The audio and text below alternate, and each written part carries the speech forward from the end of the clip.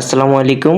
ঈদের পরে আজকে থেকে আমার ক্যাম্পাস খোলা, তাই আজকে অনেকেই ক্যাম্পাসে আসবে না, ক্লাসও ঠিক মতো হবে না, তাই আর আমি আজকে ক্যাম্পাসে যাই নাই। আমার বোন সকালেই অফিসে চলে গেছে, তাই ভাবলাম ফ্রিজে যেহেতু মাংস তরকারি আছে, তো আমি ভাত আর ডাল রান্না করে রাখি, সে আইসা পুরাই সারপ্রাইজড হবে। তারপর আমি চালগুলোকে কয়েকবার ভালোভাবে ধুয়ে পানিটা ফেলে দেই।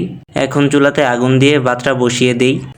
এর আগে 2 থেকে 3 বার ডাল রান্না করছিলাম, তেমন একটা মজা হয় নাই, তাই আজকে ইউটিউবে কয়েকটা ভিডিও দেখে নিয়েছি, মোটামুটি একটা ধারণা পেয়েছি। ডালটাকে ধুয়ে একটি পাত্রে নিয়ে নিলাম, তারপর এতে লবণ এবং 2 কাপ পানি দিয়ে চুলাতে বসিয়ে দিলাম। এদিকে ভাত রান্না শেষ, কয়েকটা ভাত টিপ দিয়ে চেক করে চুলা থেকে নামিয়ে নিলাম। ডালেও বলক চলে আসছে, এতে পেঁয়াজ কুচি ও রসুন কুচি দিয়ে দিলাম, আরও দিয়ে দিলাম মরিচের গুঁড়া, হলুদের গুঁড়া ও জিরার গুঁড়া। তারপর কয়েকটা নাড়াচাড়া দিয়ে দিলাম, তারপর একটু টেস্ট করে দেখলাম, না ভালোই হয়েছে।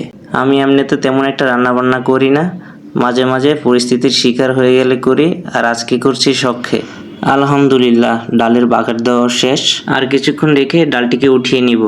তো ভিডিওটি ভালো লেগে থাকলে লাইক, কমেন্ট এবং শেয়ার করবেন। দেখা হচ্ছে পরবর্তী কোনো ভিডিওতে। আল্লাহ হাফেজ।